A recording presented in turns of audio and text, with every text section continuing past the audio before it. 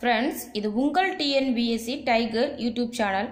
இந்த சேனலில் நம்ம இன்றைக்கி என்ன டாபிக் பார்க்க போகிறோம் அப்படின்னா, புதுசாக வந்திருக்க 6th ஸ்டாண்டர்ட் புக்கில் இருந்து சோசியல் சயின்ஸில் இருந்து லெசன் வைஸாக கொஸ்டின் பார்க்க போகிறோம். ஃபுல்லாக வந்து உங்களுக்காக ஃபுல்லாகவே நான் கொஸ்டின் எழுதி வச்சுருக்கேன். இதை மட்டும் நீங்கள் பார்த்தாலே போதும் எக்ஸாமுக்கு அப்படிங்கிற மாதிரி ஃபுல்லாக எடுத்துகிட்டேன். நம்ம ஆல்ரெடி தமிழில் வந்து first term, second term, third term முடிச்சாச்சு. இப்போ வந்து 6th ஸ்டாண்டர்ட் சோசியல் சயின்ஸில் ஃபர்ஸ்ட் லெசன் அழகு 1ல் வரலாறு என்றால் என்ன, அந்த லெசனில் இருந்து எந்த மாதிரி நம்ம எக்ஸாமுக்கு கொஸ்டின் வரலாம் அப்படிங்கிறத இந்த வீடியோவில் பார்க்க போகிறோம். இதை முடிச்சுட்டு இந்த வீடியோ பார்த்துட்டு தொடர்ந்து டெய்லி உங்களுக்கு வீடியோ ஒவ்வொரு லெசனாக வந்துகிட்டே இருக்கும். நம்மளுக்கு வந்து குரூப் 2 எக்ஸாம் வரப்போகுது. ஸோ அதுக்குள்ளே நம்ம வந்து ஃபாஸ்ட்டாக பார்க்கணும் இல்லையா? ஸோ அதுக்காக தொடர்ந்து வீடியோ வந்து கொண்டே இருக்கும். அதுக்கு முன்னாடி என்னோட சேனலை இது வரைக்கும் சப்ஸ்கிரைப் பண்ணாதவங்க சப்ஸ்கிரைப் பண்ணிக்கோங்க. என்னோட வீடியோ பிடிச்சிருந்துச்சுன்னா லைக் பண்ணுங்கள். ப்ளஸ் உங்கள் ஃப்ரெண்ட்ஸ் யாராவதுக்கு தேவைப்பட்டால் ஷேர் பண்ணிக்கோங்க. இப்போ வாங்க நம்ம கொஸ்டினுக்கு போகலாம். இப்போ பாருங்கள், அழகு 1 வரலாறு என்றால் என்ன. ஃபர்ஸ்ட் கொஸ்டின், வரலாற்று காலம் எவ்வாறு கணக்கிடப்படுகிறது அப்படின்னு கொடுத்துருப்பாங்க. ஃபர்ஸ்டே வரலாற்று காலம் எவ்வாறு கணக்கிடப்படுகிறது அப்படின்னா ஆண்டுகளில் கணக்கிடப்படுகிறது. அதாவது எப்படின்னா பொது ஆண்டுக்கு முன், பொது ஆண்டு, பொது ஆண்டுக்கு பின் அப்படின்னு கொடுத்துருப்பாங்க புக்கில். அதாவது எப்படி முன்னாடிலாம் வந்து நம்ம வந்து கிமு, கிபி அப்படி தான் வரல, கிறிஸ்துவுக்கு முன்பு பின்பு அப்படின்னு முன்னாடி வந்து கால்குலேட் பண்ணோம். ஆனால் இப்போ எப்படி கொடுத்துருக்காங்க அப்படின்னா வரலாற்று காலம் ஆண்டுகளில் கொடுத்துருக்காங்க. பொது ஆண்டு, பொது ஆண்டுக்கு முன், பொது ஆண்டுக்கு பின் அப்படின்னு கொடுத்துருக்காங்க. அது வந்து புக்கில் வந்து எடுத்து பார்த்தீங்கன்னா தெரியும். பொது ஆண்டுன்னு சொல்லிட்டு 0 கொடுத்துருப்பாங்க.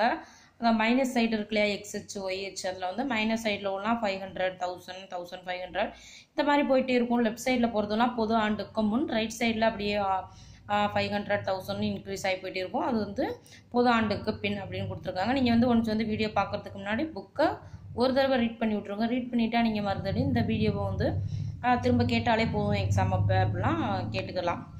செகண்ட் கொஸ்டின் பாருங்கள், இதனோட எக்ஸ்பென்ஷன் கொடுத்துருக்கேன். பொது ஆண்டுக்கு போ ஆ மு அப்படின்னா என்ன அப்படின்னா பொது ஆண்டுக்கு முன், போ ஆனா பொது ஆண்டு, போ ஆ பின்னா பொது ஆண்டுக்கு பின். நம்மளுக்கு வந்து தமிழ்லையே இப்போ போ ஆ மு, போ ஆ பி இந்த மாதிரி கொடுக்க ஆரம்பிச்சிட்டாங்க. ஸோ அதுக்கான மீனிங் வந்து தெரிஞ்சுக்கோங்க. போ ஆ முனா பொது ஆண்டுக்கு முன், போ ஆனா பொது ஆண்டு, போ ஆப்பினா பொது ஆண்டுக்கு பின். அதை வந்து தெரிஞ்சு வச்சுக்கோங்க. அதுக்கடுத்து 3வது கொஸ்டின், வரலாறு என்பது என்ன அப்படின்னு கேட்பாங்க. வரலாறு என்பது கடந்த கால நிகழ்வுகளின் காலவரிசை பதிவு. வரலாறு என்பது கடந்த கால நிகழ்வுகளின் காலவரிசை பதிவு. 4வது கொஸ்டின், நாட்குறிப்பு, கற்கருவி ஆகியவற்றை கொண்டு எவற்றை அறிவாய் அப்படின்னு கேட்டிருக்காங்க. நாட்குறிப்பு, கற்கருவிகளை கொண்டு எவற்றை அறியலாம் அப்படின்னா அவர்கள் வாழ்ந்த காலகட்டம், அவர்களுடைய வாழ்க்கை நிகழ்வு, அவர்கள் வந்து எந்த மாதிரி காலகட்டத்தில் வாழ்ந்தாங்க, அவங்களோட வாழ்க்கையோட நிகழ்வு, என்னென்ன சம்பவங்கள்லாம் நடந்துச்சு அப்படிங்கிறத நம்ம நாட்குறிப்பு அவங்களோட கற்கருவியை வச்சு நம்ம கண்டு அறிஞ்சுக்கலாம். 5 ஹிஸ்டோரியா என்ற கிரேக்க சொல்லின் பொருள் விசாரிப்பதன் மூலம் கற்றல். ஹிஸ்டோரியா என்ற கிரேக்க சொல்லின் பொருள் விசாரிப்பதன் மூலம் கற்றல். 6 வரலாறு என்ற சொல் எதிலிருந்து பெறப்பட்டது. ஹிஸ்டோரியா என்ற கிரேக்க சொல்லிலிருந்து. வரலாறு என்ற சொல் எதிலிருந்து பெறப்பட்டது. ஹிஸ்டோரியா என்ற கிரேக்க சொல்லிலிருந்து பெறப்பட்டது. இந்த ஹிஸ்டோரியா அப்படிங்கிற கிரேக்க சொல்லினுடைய பொருள் என்ன அப்படின்னா விசாரிப்பதன் மூலம் கற்றல். விசாரிப்பதன் மூலம் கற்றல், அதன் பொருள் அந்த வார்த்தையிலிருந்து தான் வரலாறு அப்படிங்கிற சொல் பெறப்பட்டது அப்படின்னு சொல்லியிருப்பாங்க. 7 நாணயம் அதன் வரலாறு தொடர்பான அறிவியல் சார்ந்த துறை எவ்வாறு அழைப்பாங்க அப்படின்னா நாணயவியல். நாணயம், அந்த நாணயத்தினுடைய வரலாறு தொடர்பான அறிவியல் சார்ந்த துறை என்ன அப்படின்னா நாணயவியல். நாணயவியல் வந்து என்னதை சொல்லணும், அந்த நாணயங்களுடைய வரலாற்றை நாணயவியல் விளக்கும் அப்படின்னு கொடுத்துருக்காங்க. 8 பாறையில் வரைந்த ஓவியம் எவ்வாறு அழைக்கப்படுகிறது. பாறை ஓவியங்கள், பாறையில் வரைந்த ஓவியம் எவ்வாறு அழைக்கப்படுகிறது அப்படின்னா பாறை ஓவியங்கள். அதாவது அந்த காலத்துல குகைகளில் வாழ்ந்தவர்கள் வந்து என்ன பண்ணாங்க அப்படின்னா தன்னுடைய வாழ்க்கை சம்பவங்களை அந்த பாறைகளில் வந்து வரைஞ்சி வச்சுருப்பாங்க அப்படின்னு கொடுத்துருக்காங்க. அது மட்டும் இல்லாமல் பலர் வந்து போகும்போது வேட்டையாட வந்து வர முடியாமல் இருக்கிறவங்க எப்படி இருக்கும் அப்படிங்கிறத தெரிஞ்சுக்கிறதுக்காக அந்த ஓவியங்கள் வந்து வரையப்பட்டதாக கூட இருக்கலாம் அப்படின்னு கொடுத்துருப்பாங்க. அந்த ஓவியங்களில் பாறையில் வரைஞ்சு காட்டுற ஓவியங்களுக்கு பாறை ஓவியங்கள் என்று பெயர். 9 வரலாற்றுக்கு முந்தைய காலம் என்பது என்ன அப்படின்னா வரலாற்றுக்கு முந்தைய காலம் அப்படின்னு எதை சொல்கிறோம் அப்படின்னா கற்கருவிகளை பயன்படுத்தியதற்கும் எழுத்து முறையை கண்டுபிடிப்பதற்கும் இடைப்பட்ட காலம்தான் வரலாற்றுக்கு முந்தைய காலம். வரலாற்றுக்கு முந்தைய காலம் என்பது கற்கருவிகளை பயன்படுத்தியதற்கும் எழுத்து முறையை கண்டுபிடித்ததற்கும் இடைப்பட்ட காலம் அப்படி கொடுத்துருவோம். அதாவது அது என்ன கற்கருவிகளை பயன்படுத்திய காலம், எழுத்து முறையை கண்டுபிடித்த காலம் அப்படின்னா என்ன அப்படின்னா, அதாவது வரலாற்று காலத்தை வந்து வரலாற்றுக்கு முந்தைய காலம், வரலாற்று காலம் அப்படின்னு ரெண்டா பிரிக்கிறாங்க.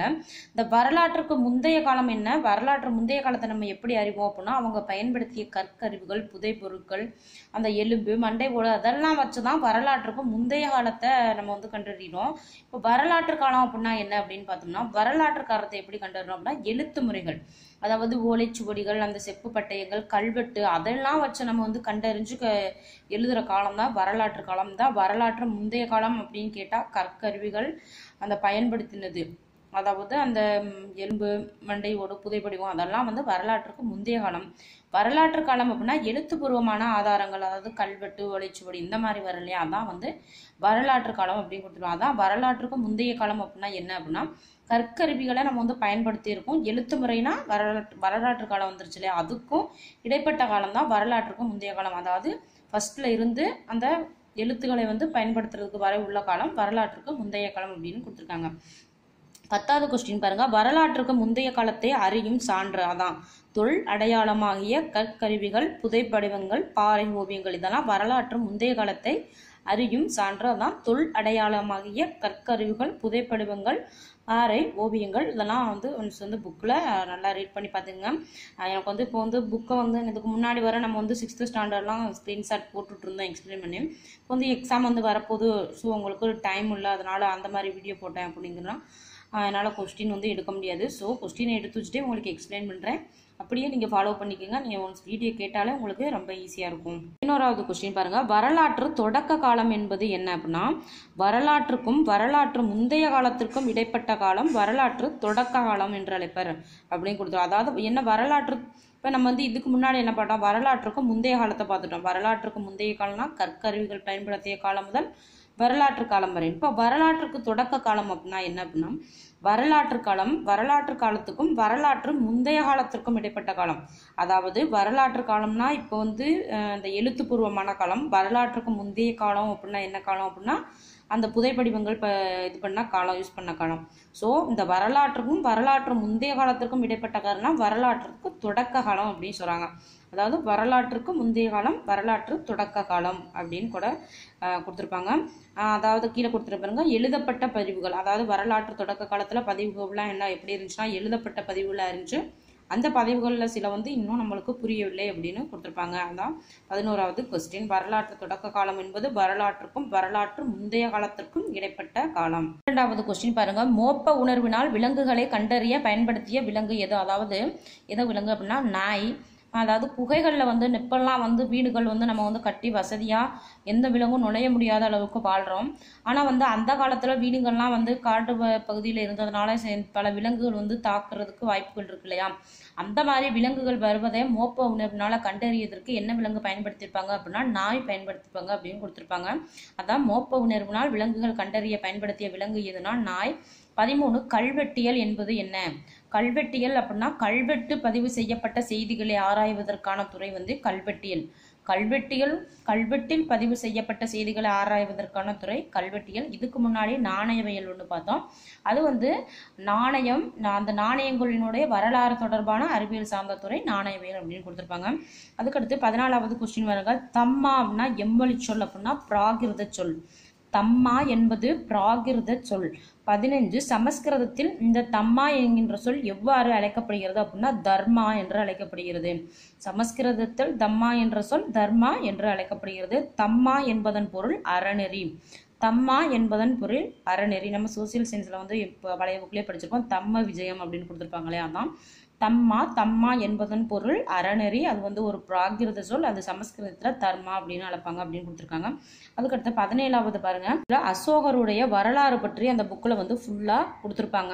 இதை வந்து நான் வந்து இப்போ கீழே வந்து சம் கொஸ்டின்ஸ் இருக்கும், அந்த கொஸ்டின் எல்லாத்துக்குமே ஒரே ஆன்சர் என்ன அப்படின்னா அசோகர் தான். அசோகர் கொடுத்துருப்ப இதுல இருந்து எந்த மாதிரி கொஸ்டின் வரலாம் அப்படின்னு பாருங்க.